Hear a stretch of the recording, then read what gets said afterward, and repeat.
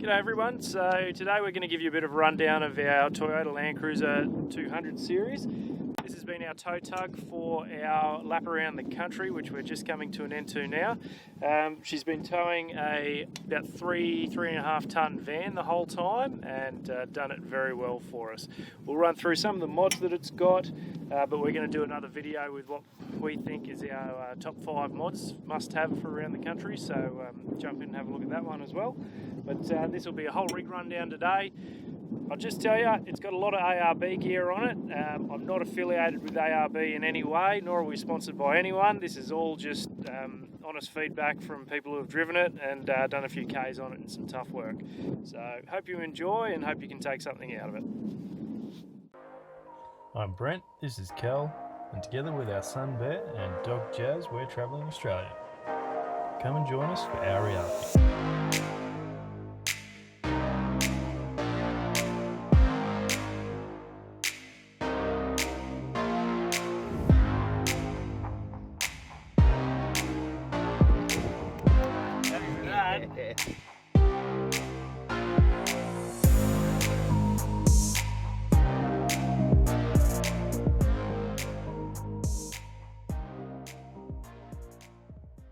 Okay, so under the bonnet for us, this is a fairly stock vehicle. I did a lot of research before we left about exhausts and chips and everything else, and was very close to getting some, but kind of glad I didn't now, because after doing a lot of Ks, they don't need any more power. These things are absolute beast. You could always use it and might get better fuel economy and whatnot, but not necessary, I don't think. So I'll run you through what we've got. Dual batteries under the bonnet, running off a Redarc BCDC controller. They are AGM, the new Century DualForce AGMs, so they're sort of semi-deep cycle and cranker batteries. I've been really happy with them. We haven't had any issues. I often leave the fridge running for days on end. Lowest I've ever had one down to is 12.4, I think, volts. So they've been really good. I've got a secondary fuel filter running. This one runs this one runs after the primary fuel filter. You can run them either way. TLC, who serviced this vehicle and put it in for me, recommend doing it that way, so that if you do get water in the fuel, your sensor will actually go off in the standard one, so you know about it. There's merit to both ways. It's ran really well for us, no issues. ARB air compressor under the bonnet as well here. A filler for our water tank up the back. There's no special air boxes or anything on this.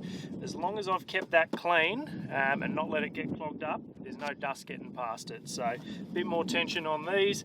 Clean filters, only using Toyota filters. They've got thicker seals than the cheaper Ryco ones and stuff like that. Haven't had any dust issues. So it's a big known issue with the 200s. Not been an issue for us.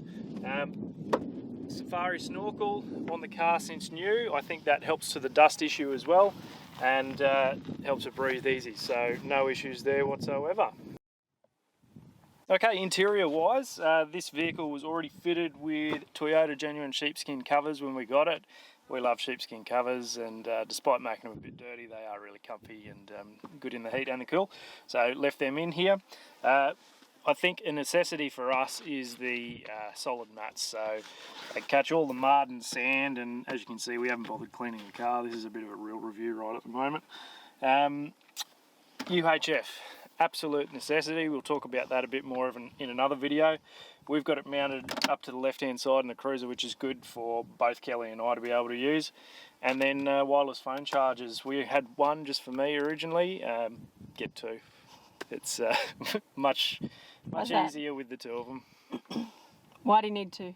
Because otherwise you are highly annoying and keep stealing my charger.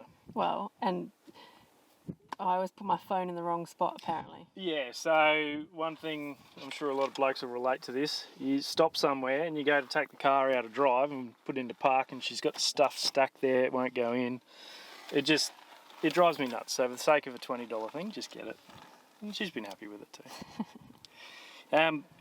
Switch work and that here for spotties, compressor, all easy access, pretty standard stuff.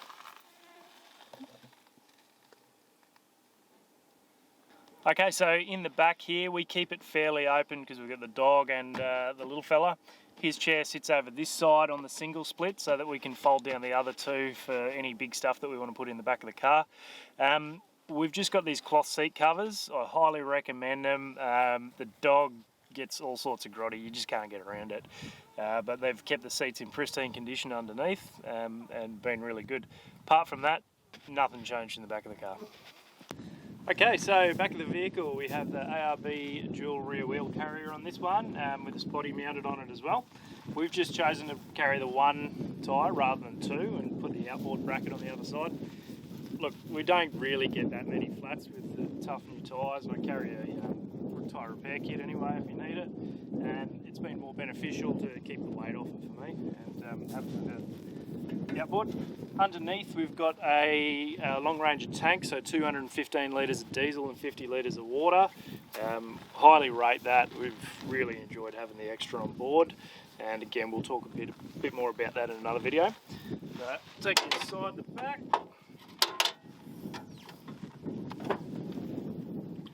Drawer setup. So the drawers in here are ARB drawers again, outback drawers. The half height one on this has been really good with the fridge. I rarely actually slide it out. It does have a full slide and everything there, but normally I just sit up here and I can see inside of it, no worries. And you've still got half a tray underneath, which I keep a lot of my tools and spares. Other side, first aid kit, more spares, just little bits and pieces that you know you've always got in the car. And then one of my favourite things on the other side is tucked away under the wing kit.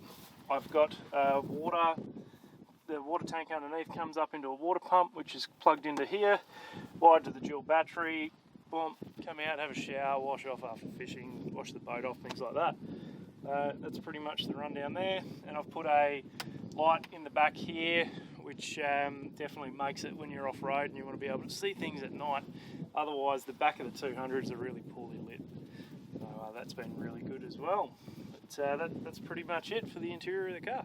Okay, anybody who's towing is going to have some sort of mirror or a video camera in the back. This car already had these OCAM mirrors on it when it came, so they're not quite as expensive as the clear views. I'd say if I was building a car, I'd probably spend a little bit extra and put clear views on it. These have been fine, but they do have a little bit of a wobble in them when you're on the highway with the wind hitting them, and they don't have an auto retract, so they'll go in if you hit something.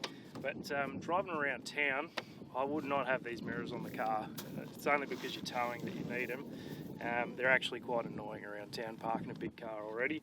But yeah, I'd go the clear views, spend a bit of extra coin there, and I think you'd be happy with them. Alright, so two of the most important things that you're going to be making a choice of when you travel the country and tow a big load is tyres and suspension. So do plenty of your own research for your own car to see what is going to be best. I've ended up going with the Falken Wildpeak tyres, AT3Ws. I've gone one size up over standard on the Cruiser, which is a 285/70/17 on the GXL, and they've been really, really good. No flats or anything, and we've given them a pretty rough ride over the last, I've put probably 20-25,000 on them now. I run much higher pressures in the back than I do in the front, so I'm normally at 50 in the rear, 40 in the front with heavy load on them, and then I've had them down to 16 in the soft sand as well, and they're a really good all-round tyre. They're a little bit louder than the Toyo Open Country ATs that I had on prior, and they were a really good tyre as well. So look, I don't think you can go wrong with most of the good quality, more expensive tyres these days, but these have been really good, can't complain. They've definitely got a lot of weight on this rear axle in particular, and they've stood up to the test, no worries.